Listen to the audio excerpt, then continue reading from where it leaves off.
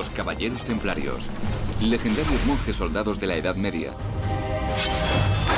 guerreros de Dios, hombres santos y endiablados luchadores, con voto de pobreza, pero más ricos que los reyes. Cuenta la leyenda que custodiaban la reliquia más valiosa de la cristiandad, el Santo Grial. Tesoro este tan preciado que les concedía un poder sin igual. Pese a esta condición, los templarios son destruidos y su fortuna desaparece. ¿Quiénes eran los caballeros templarios? ¿Y se puede revelar hoy en día el auténtico secreto de su poder?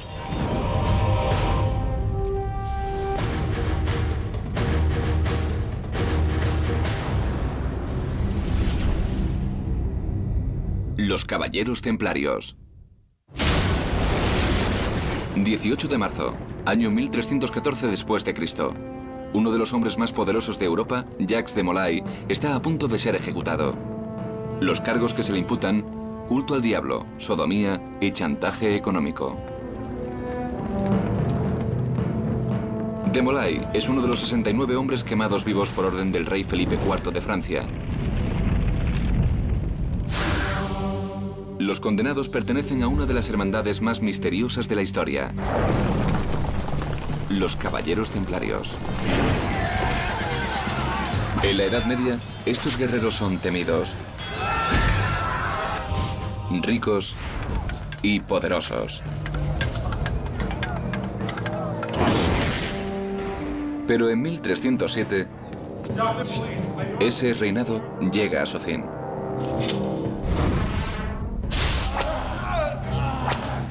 Los templarios son acusados de herejía.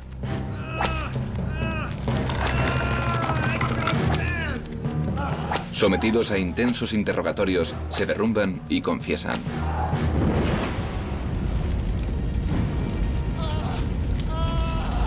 De la noche a la mañana, 2 siglos de riqueza y poder se esfuman sin dejar rastro. Los caballeros templarios desaparecen de la historia, pero dejan un fascinante misterio tras de sí. Los templarios se hacían llamar los Caballeros Pobres de Cristo. Sin embargo, se convirtieron en una de las órdenes más ricas de Europa. Se dice que la fuente de su riqueza es una antigua reliquia descubierta bajo las ruinas del vetusto templo judío de Jerusalén.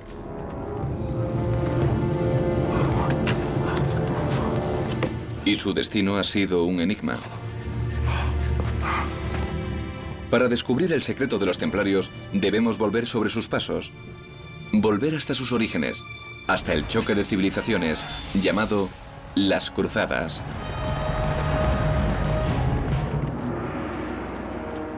Año 1096 después de Cristo.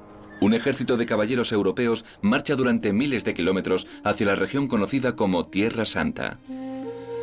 Los estados musulmanes dominan Oriente Medio y una región que se extiende desde Persia hasta España. El Papa Urbano II llama a la Guerra Santa para liberar la ciudad más sagrada de la cristiandad, Jerusalén.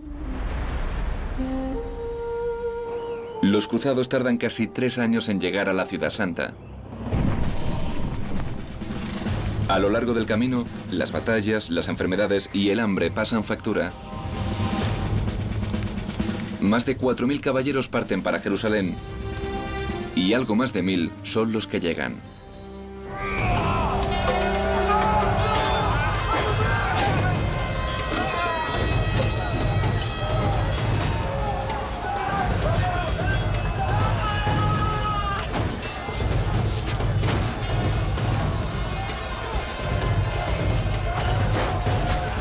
Julio de 1099. Tras un asedio de 5 semanas, los cruzados toman la ciudad. Cuando los cruzados tomaron Jerusalén, lo primero que se produjo fue un baño de sangre de proporciones escandalosas. Asesinaban a todos, cristianos, judíos y musulmanes por igual. Fue terrible. Un testigo francés describe la carnicería. Montones de cabezas, manos y pies se veían por las calles de la ciudad. En el templo de Salomón los hombres cabalgaban con la sangre hasta las rodillas y las bridas. De hecho, Dios ya predijo que este lugar se llenaría de la sangre de los descreídos, ya que había sufrido mucho tiempo sus blasfemias.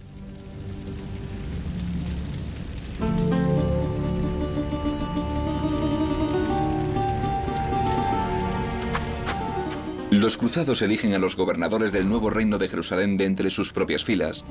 Los reyes cruzados librarán una batalla tras otra para conservar este suelo sagrado. En 1118 eligen a su tercer líder y le nombran rey Balduino II.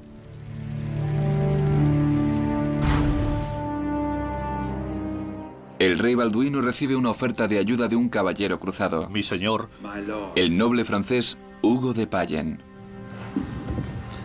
Levanta. He tenido una visión magnífica, mi señor. Hugo de Payen sugirió y propuso la idea de un contingente de monjes guerreros cuya responsabilidad sería proteger la Tierra Santa, salvaguardar el paso de los peregrinos que se dirigían de Europa a la Tierra Santa y defender la ciudad santa de Jerusalén. Al rey Balduino le gusta la idea y nace la Orden del Temple.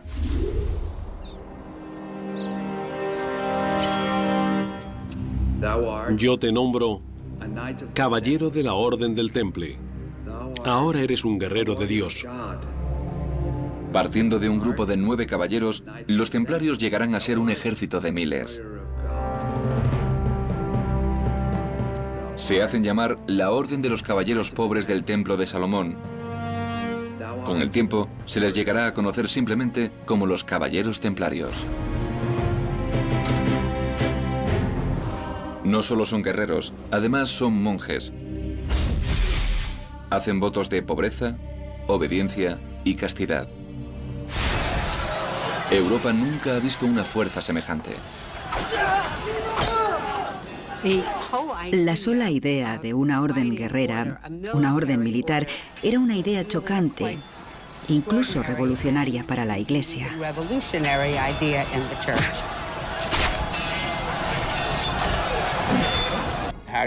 ¿Cómo se combinan esas dos cosas? ¿Se reza mientras se empuña un arma? La respuesta es sí. Eso hacían. Veían su llamada como una llamada divina. Los caballeros templarios decidieron que crearían lo que hoy podríamos considerar las Fuerzas Especiales de Cristo.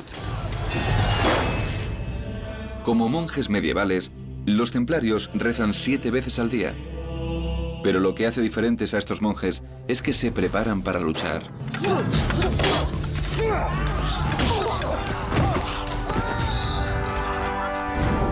Vuestra principal defensa es vuestra espada. Os aseguro que si la perdéis, perderéis la vida. Cuando sajamos, sajamos. Seguimos adelante, no paramos. ¿Estáis todos listos? El de esta orden era un ejército de lo más eficaz, con una disciplina férrea y magníficamente equipado, de dimensiones reducidas pero con una fuerza arrolladora.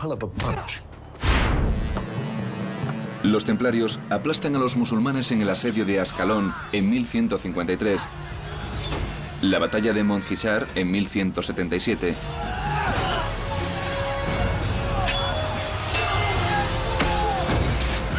y la de Arsuf en 1191. Parecen invencibles.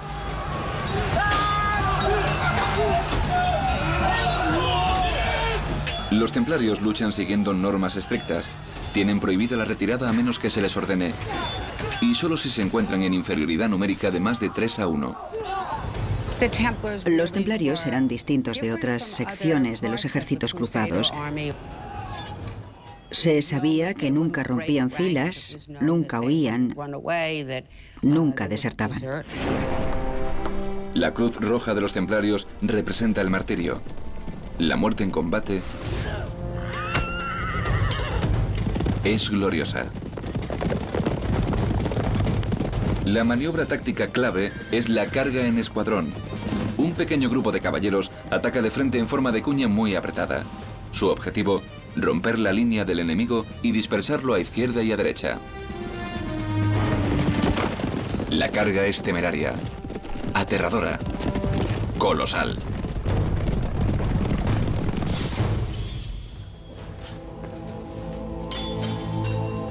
Vencieron de forma espectacular muchas batallas, por lo que eran muy respetados. Tenían cierto misticismo, cierta aura de poder.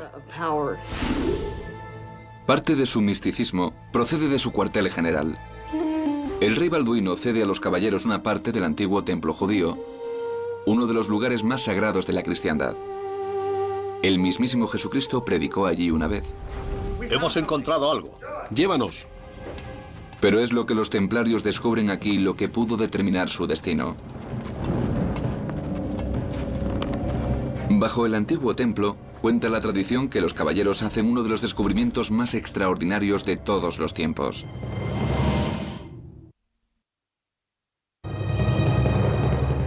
Nueve siglos atrás, en uno de los lugares más sagrados de la Tierra, da comienzo una de las excavaciones arqueológicas más primitivas.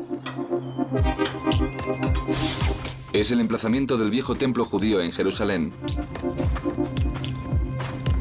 Durante la primera cruzada, se convierte en el cuartel general de los caballeros templarios. El templo fue construido por el rey Salomón en el siglo X a.C.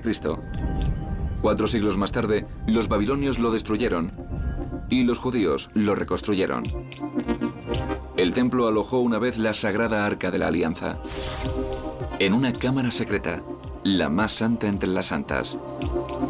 Se dice que el mismísimo Dios vivió aquí.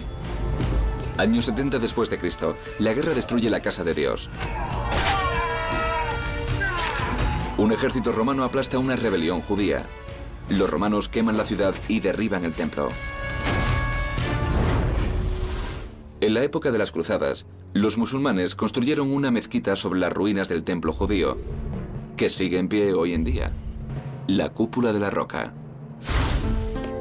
Un pequeño grupo de monjes guerreros ocupa parte de una de las propiedades más santas de la ciudad más santa de la tierra. Se alojaban en el complejo del templo en Jerusalén.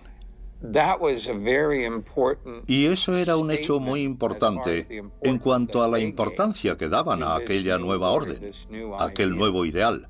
No todos los estudiosos están de acuerdo. Francamente, creo que la razón es pura coincidencia. No creo que tuviera ningún tipo de significado, sino que era simplemente un lugar que estaba disponible.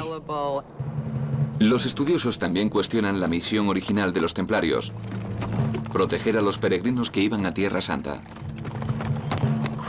Hay investigadores que dicen que no tenían nada que ver con ayudar a los peregrinos. Y la pregunta que sigue sin respuesta, claro, es ¿qué hacían si no? Puede que tramasen algo. Se pasaron 9 años excavando túneles en la roca y luego una red de túneles subterráneos.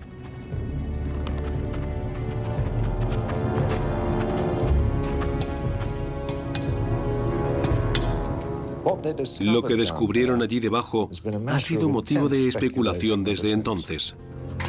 Según una teoría, los templarios descubrieron el mapa de un tesoro. El mapa es en realidad un pergamino grabado en cobre que detalla el lugar exacto donde están escondidos los tesoros del templo judío.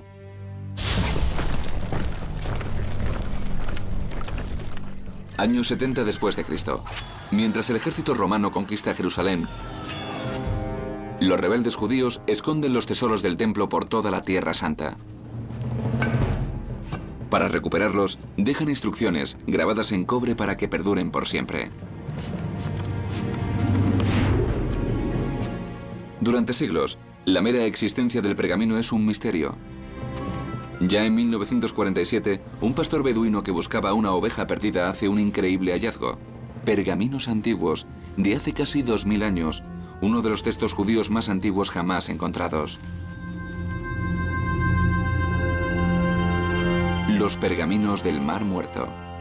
Cuando fueron descubiertos los pergaminos del Mar Muerto, entre ellos había uno llamado el pergamino de cobre, y listaba una serie de sitios por toda la zona que ahora llamamos Tierra Santa, donde se habían escondido los tesoros de los templarios para salvaguardarlos antes de que los romanos destruyeran el templo.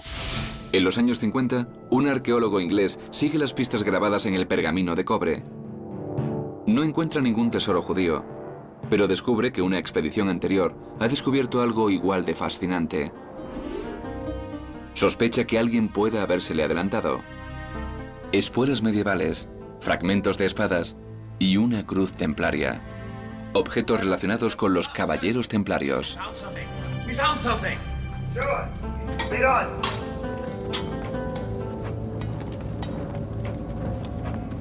Se averiguó que efectivamente los caballeros templarios del siglo XII habían estado allí, pero no hay pruebas que revelen exactamente para qué.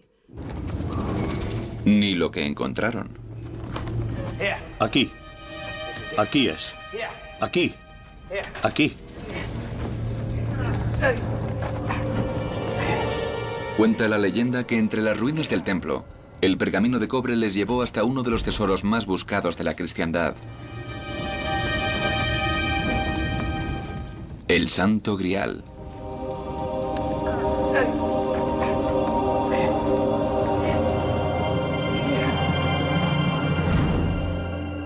En la Edad Media, el Grial es objeto de innumerables cuentos, leyendas y canciones. En algunas versiones, el Grial es una copa o plato utilizado por Cristo en la Última Cena, pero con tan pocas pistas, podría ser cualquier cosa.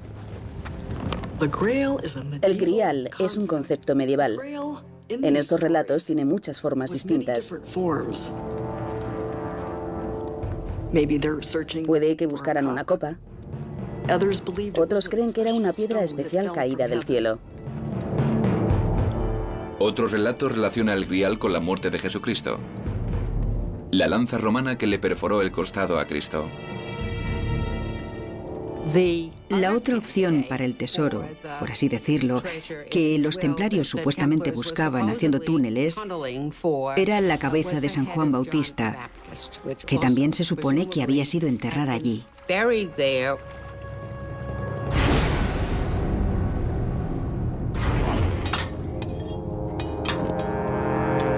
La teoría más polémica sugiere que el tesoro que encontraron los templarios pudo ser un conjunto de datos de los descendientes de Cristo. Algunos han dicho que, de algún modo, ocultaron a un miembro de la familia de Jesús, algún pariente del matrimonio entre Jesús y María Magdalena.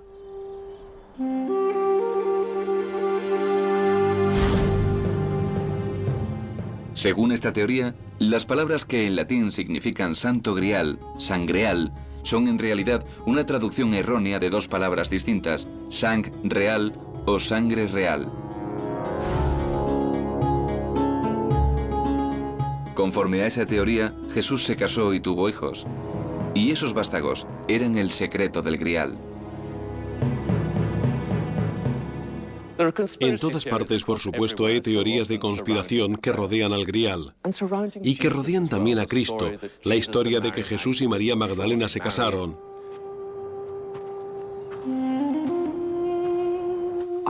A mi modo de ver es falsa, pero es perfectamente razonable. Pero la teoría de la sangre real tiene más sentido que la de que una reliquia fuera la fuente del poder templario. Demostrar que Jesús se había casado y había tenido hijos haría temblar las bases del cristianismo y amenazaría toda la estructura del poder en la Europa medieval.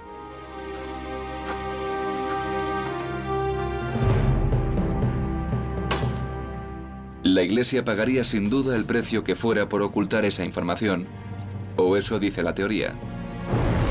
Nadie sabe lo que pudieron hallar los templarios, pero hay pocas dudas de lo que ocurrió después.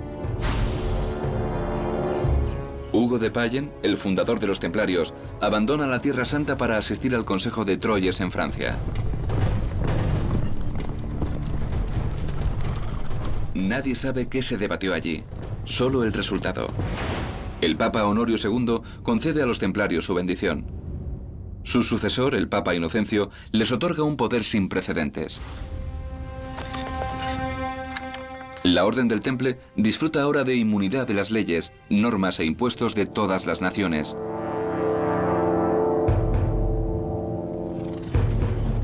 Los templarios se convierten en una fuerza en sí mismos.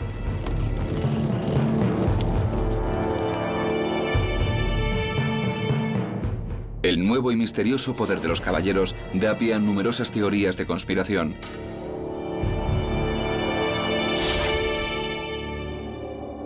Libros como el Código da Vinci sugieren que los templarios chantajeaban al Vaticano, exigiendo privilegios especiales a cambio de ocultar la descendencia de Jesús.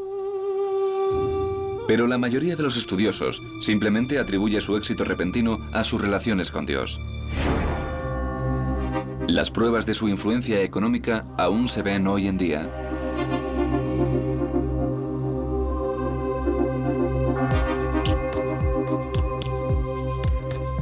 Los templarios se involucraron abiertamente en la financiación y construcción de la mayoría de las catedrales góticas de los siglos XII y XIII. Es casi seguro que financiaron todo el edificio de la Catedral de Chartres. Económicamente habría supuesto el equivalente del viaje a la Luna norteamericano de finales de los 60. Una de las más bellas iglesias de la Orden se encuentra en el corazón de Londres. Se llama la Iglesia del Temple y exhibe el sello templario, 2 hombres montados en un solo caballo. A diferencia de la mayoría de las iglesias medievales, esta es redonda. Esta iglesia se diseñó para recrear la santidad del Santo Sepulcro de Jerusalén, destino de todos los peregrinos, el lugar más santo de la tierra. Y la iglesia del Santo Sepulcro es redonda. Aquella no era una simple iglesia, era una tesorería. El rey de Inglaterra vino a la iglesia del Temple y se llevó 50.000 libras esterlinas. En 1307. Fue como entrar en Fort Knox y llevarse el oro. Los templarios manejaban y administraban, al parecer honrada y eficazmente, grandes recursos. Por toda Europa, los adinerados caballeros templarios empezaron a prestar dinero a los nobles con apuros económicos. La Orden del Temple tenía una ventaja sobre otros prestamistas cristianos: podía cobrar intereses. En la Europa de la Edad Media, muy pocas personas podían negociar con dinero, porque supuestamente era pecado. Prestar dinero a un interés era simonía y usura. Es posible que los templarios crearan la idea del cheque y la línea de crédito. Los peregrinos que viajaban a Tierra Santa depositaban dinero en una tesorería templaria local. A cambio, se les entregaba un recibo que mostraba la cantidad depositada. Si al fin lograbas llegar a tu destino, canjeabas el equivalente a un cheque de viaje en la época medieval. Era como una carta de crédito primitiva. Práctico, pero costoso. La Orden cobraba hasta un 10% de interés por este servicio. Los templarios observaban la pobreza, pero eso no parecía afectar a sus fundamentos. ¿Cómo reconciliaban estos caballeros sus riquezas mundanas con sus creencias? Cada caballero hacía voto de pobreza, por lo que no poseía nada propio. Individualmente no eran ricos, pero a la Orden se les permitía poseer ese dinero para gestionar sus propios negocios. A finales del año 1200, los caballeros templarios son una de las órdenes más ricas y poderosas de Europa. Pero la envidia y la ira les persiguen, y un despiadado complot se pone en marcha.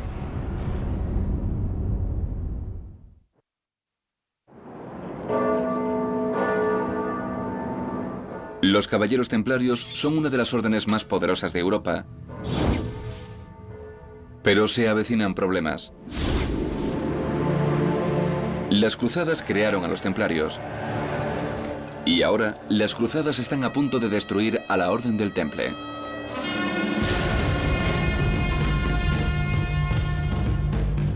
Los ejércitos musulmanes convergen en Tierra Santa.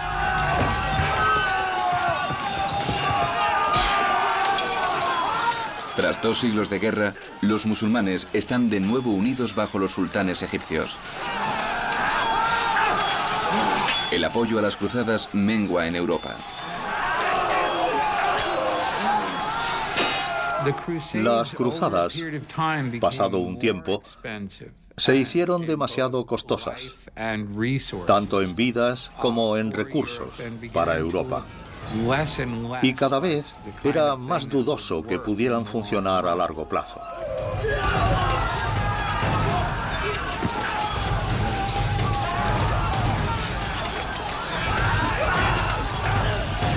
Los musulmanes aplastan a los cruzados en las batallas de Jaffa, Al-Mansura y el asedio de Safed.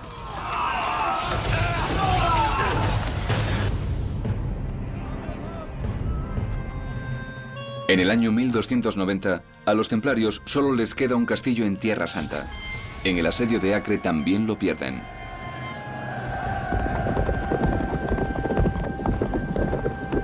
La Tierra Santa está de nuevo ocupada por los musulmanes. Los templarios se retiran a la isla de Chipre. Tras la caída de Acre en 1291, hay una desilusión general con la idea de las cruzadas. Al ver mermados los recursos de Europa y los recursos del ejército en estas guerras santas que parecen inútiles, el pueblo ve el papel de los templarios cada vez más discutible.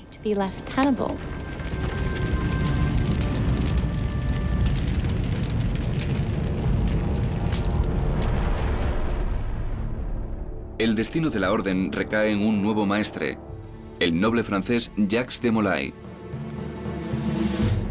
Presiona para iniciar una nueva cruzada desde Chipre, pero sin resultados. 1307. De Molay llega al cuartel general parisino de la Orden del Temple.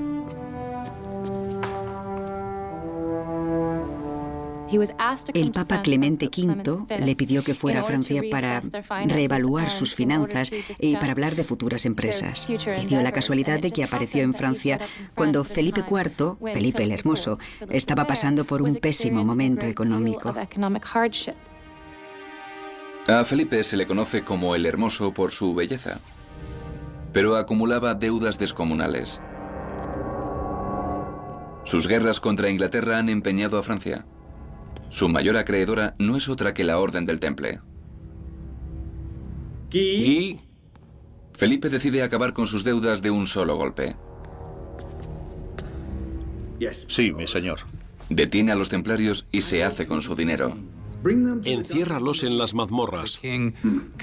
El rey se inventó un montón de cargos y acusó a los templarios de las formas más viles de herejía conocidas por la mente medieval. Viernes 13 de octubre de 1307. Algunos creen que la superstición moderna del viernes 13 viene de esta fecha. En solo un día, Jacques de Molay y cientos de templarios franceses son acorralados. Jacques de Molay, por orden del rey quedáis arrestado. ¿De qué se me acusa? De herejía. Los arrestos conmocionan a Europa. Hoy en día sería como despertarse una mañana, poner la tele o comprar el periódico y enterarse de que todos los ejecutivos de todos los bancos o empresas han sido de repente detenidos al amanecer. Esa fue la magnitud que tuvo. La investigación de los acusados empieza de la forma habitual.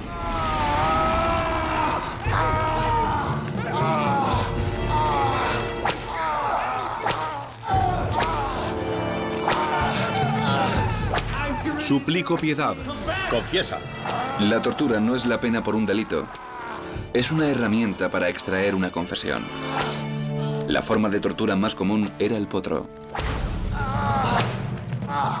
Un potro consistía en un armazón de madera con una cuerda atada a un torno, y la idea era dislocar las muñecas y los tobillos. Solo en París son torturados unos 100 templarios.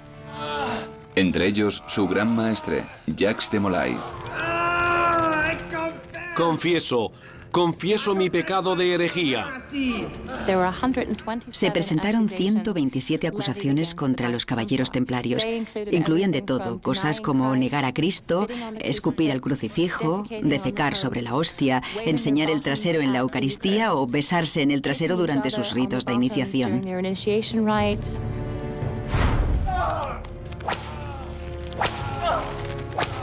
Cientos de templarios confiesan, incluido el gran maestre. Pero las confesiones van más allá de los cargos originales y pasan de lo extraño a lo ridículo. Un caballero tras otro confiesa prácticas religiosas extrañas, entre ellas el culto a un objeto poco común. Hay muchos indicios de que era, de hecho, la calavera de San Juan Bautista. Otros han insinuado que la cabeza cortada en la bandeja de plata es el Santo Grial.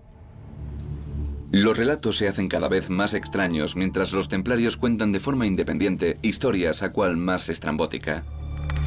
Varios templarios confiesan adorar el Baphomet o Baphomet. El Baphomet es probablemente uno de los aspectos más extraordinarios de las acusaciones contra los templarios. Algunos sugerían que era un ídolo de piedra del diablo, uno de los aspectos más sensacionalistas de su juicio, que intenta relacionarles de alguna forma con el culto al diablo. Hay muchas más teorías. Hay algunos estudiosos que han sugerido que el Baphomet es una traducción errónea de Mohamed, que los templarios combinaban en realidad varias tradiciones religiosas en su práctica particular. Miles de templarios sirvieron durante muchos años en Tierra Santa. Puede que algunos absorbieran en secreto creencias religiosas de los musulmanes, como el respeto por el profeta Mohamed o Baphomet. El curioso término todavía desconcierta a los historiadores. A principios de la década de 1980, un estudioso llamado Hugh Schonfield hizo una afirmación asombrosa. Baphomet es un mensaje en clave. El doctor Hugh Schonfield, un famoso erudito del pergamino del Mar Muerto, ha trabajado en esta cuestión de la palabra Baphomet, utilizando el código Atbash de los estudios bíblicos. El código Atbash es una antigua técnica de codificación en uso desde al menos el año 500 a.C. Cuando se aplica el código Atbash a Baphomet, surge una nueva palabra. Sofía, sabiduría en griego. Venerar la sabiduría no es herejía, a menos que la sabiduría en sí lo sea. Sofía es el antiguo nombre griego de una diosa venerada por una de las primeras sectas cristianas, los gnósticos. Sofía aparece en varios evangelios gnósticos como la creadora del mundo, una figura más importante incluso que Jesucristo. Pero las creencias gnósticas se consideran heréticas y sus evangelios están prohibidos por la Iglesia. Algunos estudiosos sugieren que los templarios descubrieron esos evangelios y resucitaron una forma perdida de cristiandad. ¿Era Baphomet la palabra en clave para culto a la diosa? Aquí convergen dos teorías. Algunos evangelios gnósticos dicen que la diosa Sofía vino a la tierra en el cuerpo de María Magdalena. Según la teoría de la sangre real, María Magdalena llevó la casta de Jesús. Se convirtió en el recipiente de la sangre santa, el mismísimo Grial. En sus estatutos, los templarios se consagran no a Jesucristo, sino a María. La pregunta que a menudo surge es, ¿quién es esa María? ¿La Santa Virgen María, en el sentido de la Madre de Dios? ¿O se referían a María Magdalena?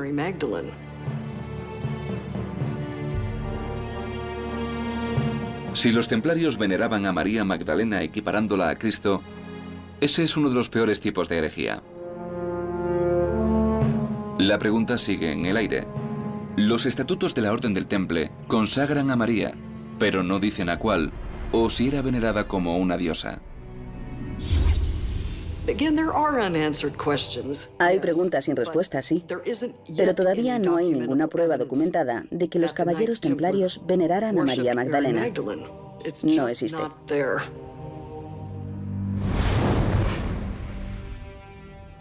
Sometidos a tortura, los templarios pudieron haber confesado practicar una religión herética de una diosa, venerar a un ídolo o incluso venerar una cabeza humana.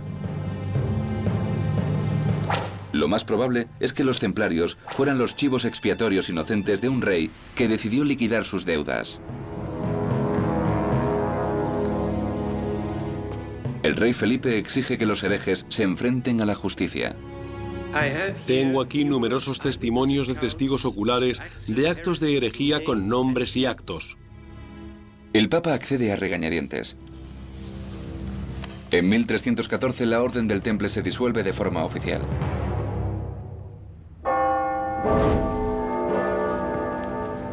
...18 de marzo de 1314. Tras 7 años de encarcelamiento y tortura, el gran maestre Jacques de Molay es ejecutado como hereje no arrepentido.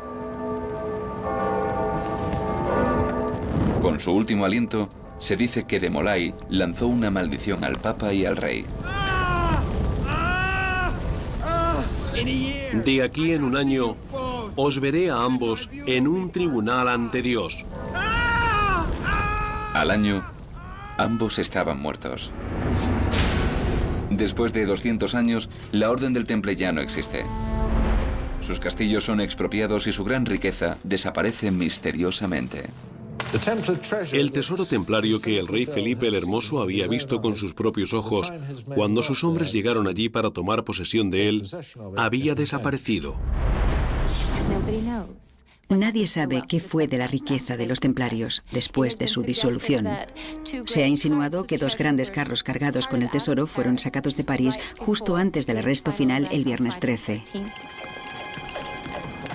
A partir de ese punto, no se vuelve a saber nada más de los templarios.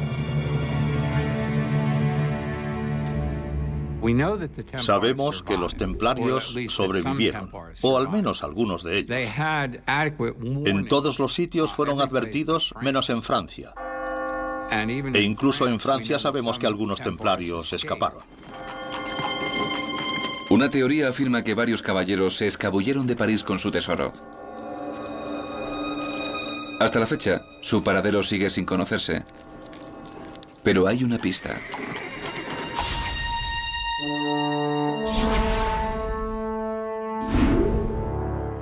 Esta es la capilla de Roslin, cerca de Edimburgo, en Escocia. En el thriller El Código da Vinci, la capilla se presenta como una de las pistas clave para hallar el escondite del Santo Grial. Una iglesia medieval y un tesoro perdido pueden ser relacionados por un hombre. La capilla de Roslin es un edificio magnífico. La construyó William Sinclair en 1446. Sir William Sinclair es una figura enigmática. Aunque construyó la capilla casi 150 años después de que los templarios fueran disueltos oficialmente, tiene una gran cantidad de simbolismo templario.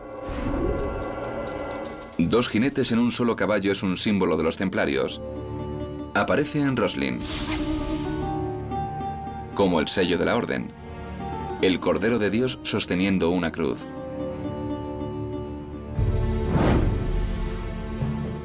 Por toda la capilla, misteriosos grabados, símbolos, signos, caras. Codificados hábilmente entre su obra hay pequeños detalles que dicen: mira más detenidamente, aquí hay mensajes ocultos. La planta predominante en las iglesias medievales era la forma de la cruz. Pero el diseño de Roslin parece estar modelado a imagen de otra famosa estructura.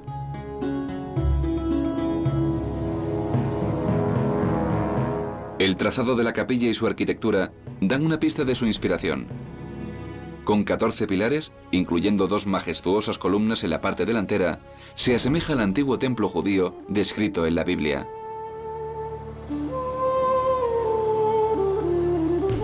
Al parecer, William Sinclair construyó la capilla a imagen del templo original de Jerusalén.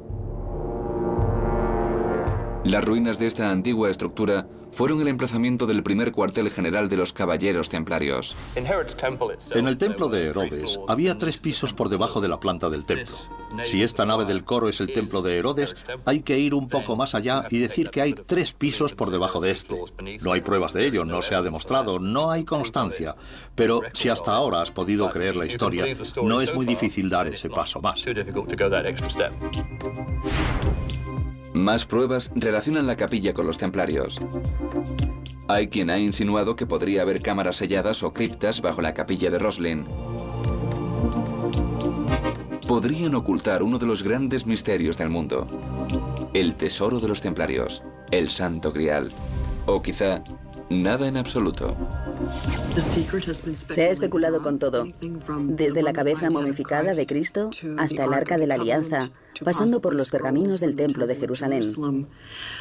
Pero todavía no ha surgido ninguna prueba concreta y creíble que demuestre nada así. Y las excavaciones no han terminado. Pero la excavación exploratoria se ha detenido por miedo a un posible derrumbe de la capilla.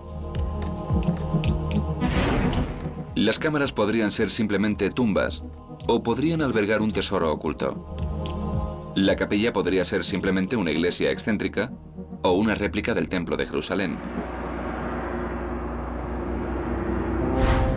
Roslin sigue siendo un misterio sin resolver, como gran parte del legado de los templarios. Sin embargo, las pruebas sugieren que alguien lo sabe. Una misteriosa orden internacional con sus propios secretos.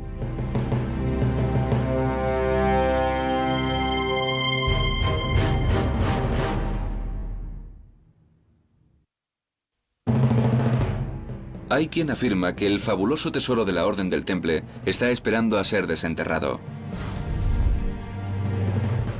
Los escépticos opinan que la suerte no existe. Otros dicen que el tesoro está guardado con celo por templarios modernos. Los caballeros templarios siempre han existido. Es fácil darse cuenta de que nunca dejaron de existir, solo que pasaron a la clandestinidad.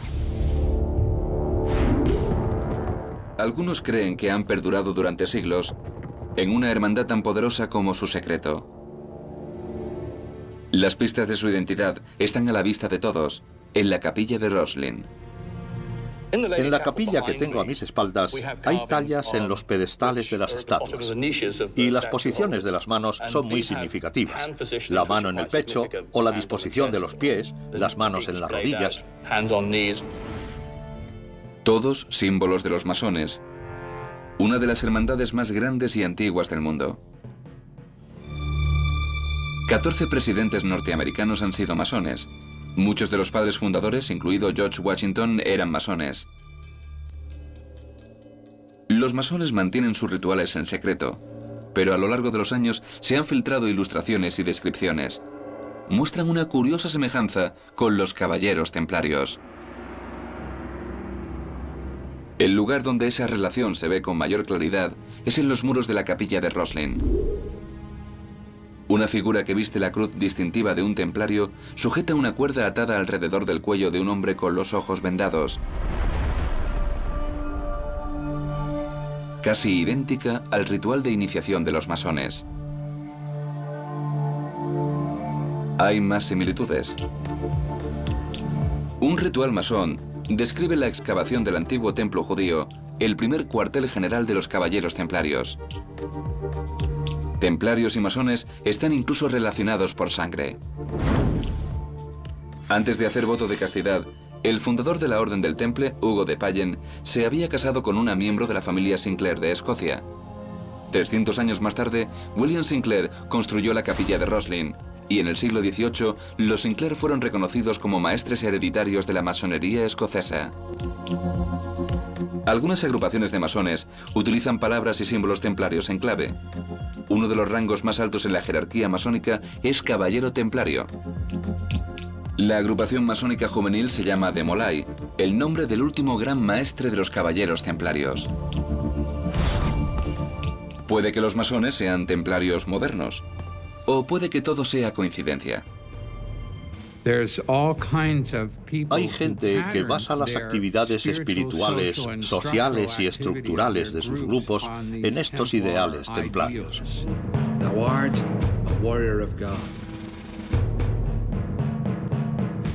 Los muros de la capilla de Roslin sugieren que los templarios estuvieron aquí 150 años desde su presunta desaparición. Los mismos muros sugieren que los masones estuvieron aquí 250 años antes de su fundación oficial. La leyenda cuenta que los misteriosos grabados de Roslin ocultan un gran secreto. La clave del famoso tesoro de los templarios, el Santo Grial. Creo que Roslin es un enigma. Creo que lo más probable es que se diseñara para ser un enigma. Nadie ha logrado descifrar el código de Roslin. Nadie ha encontrado el tesoro oculto. Y nadie puede demostrar que los templarios estuvieran aquí.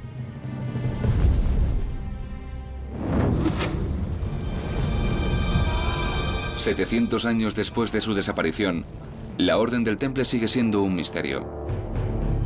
Sus secretos siguen ocultos, sus códigos sin descifrar. Hay quienes dicen que no hay nada que encontrar. No se ha encontrado ningún gran secreto en el monte del templo. No se ha legado ningún gran secreto a los masones. Los templarios eran monjes que eran caballeros, pero ahí termina su misterio. Lo que sabemos es que los caballeros templarios eran los guerreros más santos de la cristiandad. Sin embargo, fueron castigados por herejía. Fueron empresarios perspicaces e innovadores, pero sus métodos les valieron poderosos enemigos. Fueron inmensamente ricos, pero su fortuna desapareció con ellos. Se rumoreaba que poseían un secreto explosivo. Y hay toda una industria casera de teorizadores de conspiraciones y novelas de éxito que cuestiona si ese secreto sigue oculto hoy en día. La respuesta es que simplemente no lo sabemos. Te digan lo que te digan, sencillamente no lo sabemos.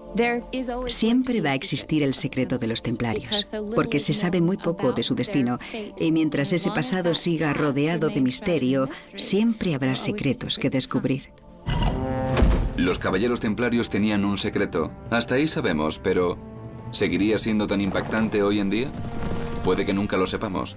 700 años después de la desaparición de la Orden del Temple, su escurridizo secreto sigue siendo igual de fascinante. Y es ese misterio lo que permitirá que la leyenda de los caballeros templarios perviva.